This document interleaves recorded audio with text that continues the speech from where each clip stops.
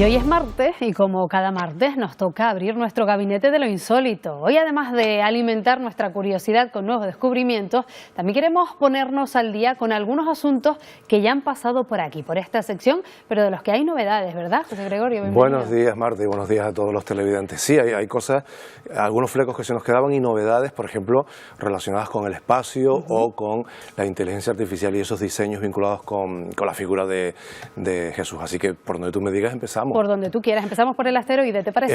Empecemos por ahí porque además dimos la noticia unos días antes, o sea, unos días después de haberse dado, de la recuperación de la cápsula con material de ese asteroide de Venus. Ese asteroide, o sea, esa cápsula se abría justo el martes en el que estábamos haciendo la sección, se repartía el polvo por diferentes instituciones, organismos, y hoy sabemos que efectivamente tiene ladrillos de la vida.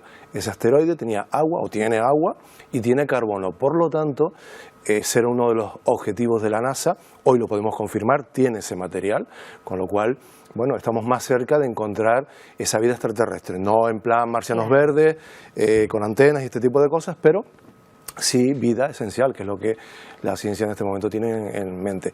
Y además esa misión, que no lo comentamos el otro día, servía también para calcular mejor la trayectoria, porque se estima que hacia el 2182, no nos va a pillar a nosotros por aquí, pasado mañana, podría tener rumbo de colisión con la Tierra. Entonces, bueno, hay tiempo y margen para muchas cosas, para salir, para desviarlo o para eso te iba a decir, hemos visto en el cine cómo incluso son capaces, sobre todo los americanos casi siempre, de desviar. Claro, acuérdate que Bruce Willis ya lo hizo, pero creo que le han preguntado si volvería a hacerlo y ha dicho que no, que de momento no, y para esas fechas no estará.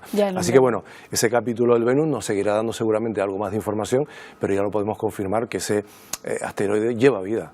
Lleva vida, o sea que es interesante. Sé que también te gusta la inteligencia artificial y lo que es capaz de hacer, y hoy también nos vas a mostrar algunas de sus capacidades. Yo era bastante escéptico con respecto a eso, pero me he ido dando cuenta de que tiene unas enormes posibilidades.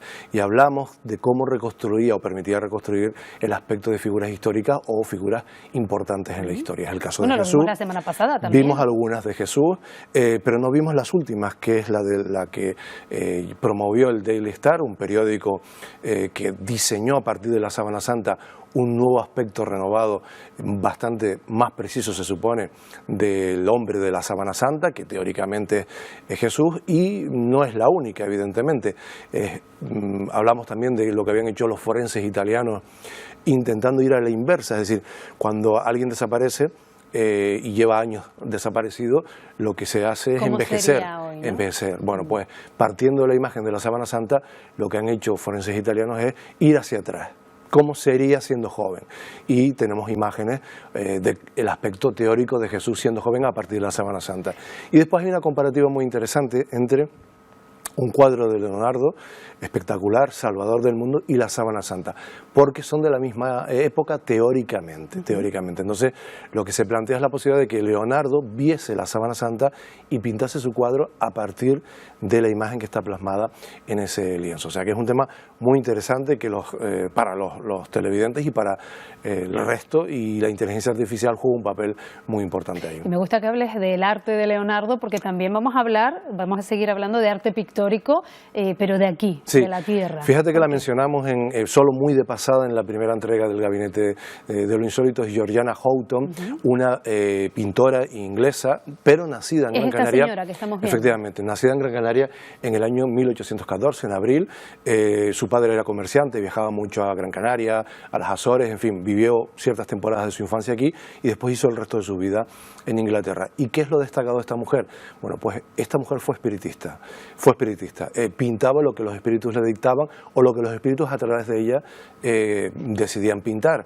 Y fue una persona que expuso en vida, fue un fracaso, o sea, prácticamente se arruinó, pero muchos años después, 100 y pico años después, hace apenas 10 años, ha sido reivindicada como la precursora del arte abstracto, antes incluso que Kandinsky. 40 años adelantó ella o los espíritus, no lo sabemos. Y es interesante ver esa conexión canaria. Después se dedicó a la fotografía de espíritus. Bueno, tuvo cierta controversia, porque si ves las fotografías de espíritus, pues tú dices, bueno, aquí hay truco, ¿no? Evidentemente. Ella fue bastante honesta como medium, como investigadora, pero evidentemente los fotógrafos de la época, o algunos de ellos que se involucraron en este asunto, se conocían todos los trucos, ¿no? Sucede a veces que con los pintores, con los artistas, se les vincula o se asocia con determinadas cualidades como las que estamos comentando, y con el paso del tiempo, con el paso de la investigación, se descubre que a veces detrás de ese arte hay algún trastorno de salud mental. No sé si es este caso, pero bueno, ahí queda también el... A veces es habitual, ¿no? efectivamente, mencionamos a Van Gogh la pasada semana precisamente. En el caso de ella no, tenía la cabeza bastante... Esa es la fotografía a la que te referías. Bastante, sí, justo es ella con un espíritu, pero hay más, o sea, desarrolló una investigación muy amplia con muchas fotografías que hoy se conservan como joyas de museo realmente, por lo que representaron en su momento. Pero evidentemente cuando las vemos y cuando vemos las fotos de espíritus de hoy, pues dice, aquí hay truco, ¿no? Lo que pasa es que en aquel momento la fotografía estaba emergiendo y estos trucajes, pues bueno, estaban ahí, ¿no? Donde no hay truco y donde la ciencia avanza es en esa conexión que puede existir desde dentro del útero materno con lo que sucede fuera, ¿no? Sí, hablamos de la muerte, de la vida después de la muerte, pero vamos a hablar de la vida antes de la vida incluso, que es un tema muy esperanzador y muy luminoso y además muy interesante porque estamos hablando de cómo los bebés tienen conciencia y cada vez la ciencia investiga que esa conciencia aparece mucho antes. Antes se pensaba que era un año, a los 2 años. ¿Esto qué implicaciones tenía? Por ejemplo, que se le sometía a esa cirugía pensando que no tenía dolor. Por ejemplo, esas cosas ocurrían hasta hace relativamente poco tiempo.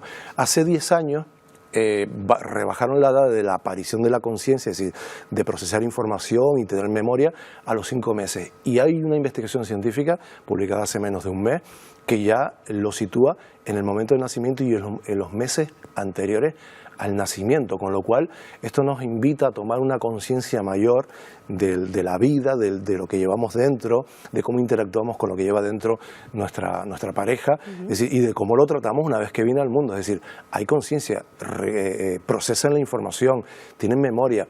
Es decir, todo ese tipo de cosas que los padres muchas veces observan y que les queda la duda de si me lo estoy imaginando o no, o si estoy proyectando cosas de adulto en niño, cada vez estamos más cerca de pensar que no, que son cosas reales que están ocurriendo con un procesamiento de la información, evidentemente algo más lento y algo más deficiente, porque todavía el cerebro está en proceso de desarrollo y de maduración.